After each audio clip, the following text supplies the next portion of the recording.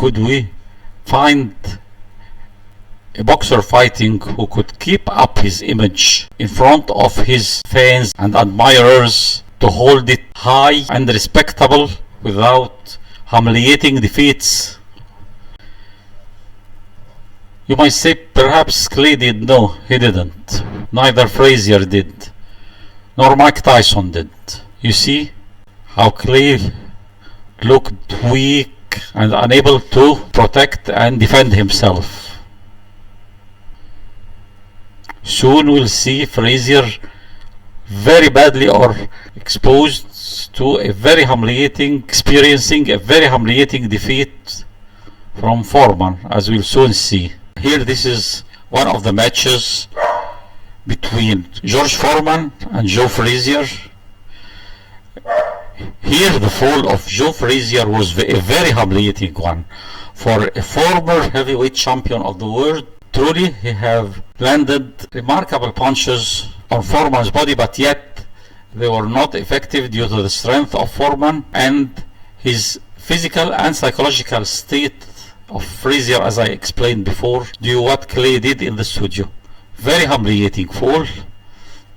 Here he is intending to change what happened, but he failed and will soon fall. A very humiliating fall. I pity him for that.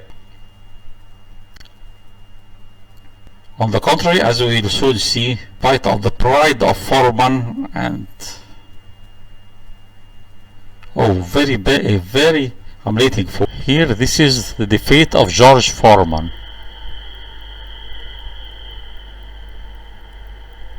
Very humiliating defeat. But how did this defeat happen? This is how. How did this happen? Let's go back 1 minute. Muhammad Ali treated George Foreman as a bull. It consumed all his powers and his effort. Here, this is the match between Mike Tyson and Hector Mercedes, his first professional match, which was supposed to be of 4 rounds, but ended in the first round after 1 minute and 47 seconds. The difference in strength and domination during the match in favor of Mike Tyson is very clear. This match was, you see, that's the end. Okay, that's the technical knockout. Of course, ended by the winning of Mike Tyson. Here, this is the match between Mike Tyson and James Smith. This match was the first match for Mike Tyson to last for 12 rounds without winning by the technical knockout. Perhaps he was cautious lest a straightforward punch from James Smith would reach him or get him the knockout, because James Smith was famous for the title The Bone Crusher. At this match, Mike Tyson was 20 years while James Smith was 34 years, but not old and in good health. This is the match between Mike Tyson and Carl Williams. This match was intended to last for 12 rounds, but you will soon see that it ended after 1 minute and 33 seconds in the first round. A tall, strong boxer, but not that strongly built and muscular and strong and energetic like Mike Tyson, as you clearly can see. That's it. That technical knockout that ended the match in the first round after 1 minute and 33 seconds. A won by technical knockout for Mike Tyson. Carl Williams wanted to continue, but Mike Tyson wanted to show him or teach him a lesson, but his followers convinced him it's not good for his health. Here, this is the first loss for Mike Tyson in front of Buster Douglas, where Buster Douglas won by the technical knockout in the 10th round for a match was intended to last for 12 rounds.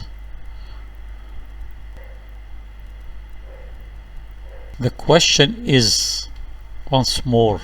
Is it possible for a person or a boxer or a fighter to keep up his level and image clear, high and respectable in front of the world and his fans and his admirers without any loss, without any mistakes?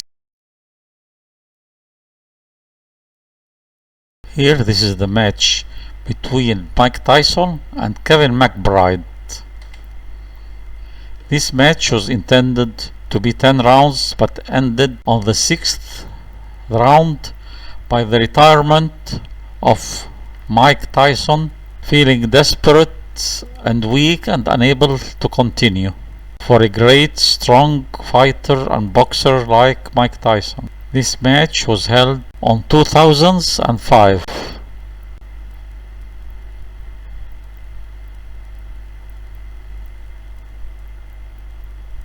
Well, Mike Tyson at this age was supposed to be 40 or 41. In fact, he fought well. As you see, Kevin McBride looking very tired. But the problem is psychological. Perhaps Mike Tyson feeling himself not with here. He was about to make the technical knockout. But perhaps he was desperate because he felt he was not the previous and felt it is the end. In addition to the series of punches that made him lose balance and conscious. If he had pressed himself a bit more, he would have won the match.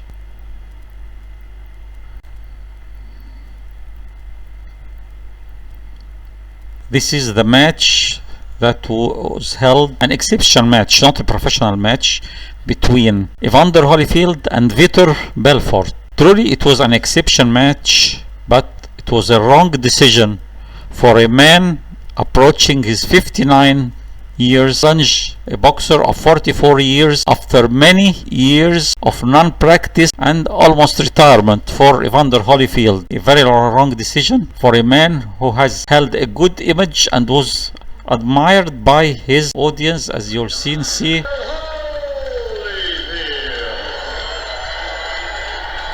People love him. Everybody loves Evander, and nobody had a better career than him, I would say. He should have respected his history and kept up his image in front of his fans, audience and admirers. This was a very wrong mistake for him. Perhaps it is the nostalgia for youth and past history. So you see he has lack in confidence for himself, not sure. You will soon see his performance, which I hate to say was shameful, because I really admired the man. He was a man of principle, fought clean fights, was a good-hearted man, and met many times in television programs, met Mike Tyson, and they became friends in spite of the old bite of his ear in one of the matches. When Mike Tyson found himself unable to defeat him, he bit his ear. Yet they became friends. The man was a good-hearted, strong boxer. Oh, you see, he's unable to keep balance. There is an old Arabic saying that God has mercy for those who has well estimation for their abilities. A very bad performance and shameful fool. A wrong decision from Evander, whom I liked and admired so much. Oh, very bad.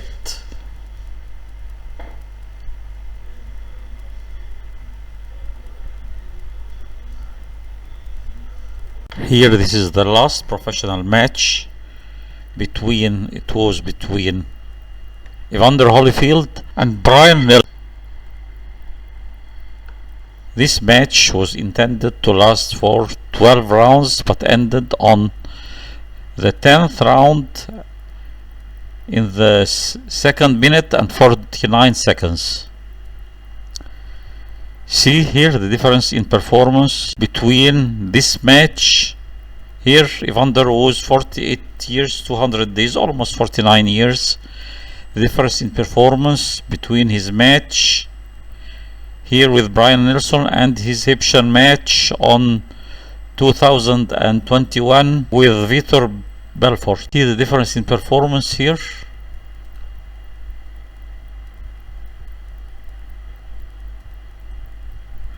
How strong his punch is. Ever understands the lesson. I hoped that great fighter like Evander Holyfield would have understood the lesson to retire while he is at the top, at the peak, to leave a remarkable, respectable image of glory for his audience and the future generations, because actually mathematics tells us that there is nothing after the peak but fall. You rise to get to the peak, but once you are at the peak, if you go further, there is a drop and fall down. That's what mathematics tells us, but no one understands this lesson. Okay, dear audience, hope you get that lesson in your lives. Okay, goodbye for now.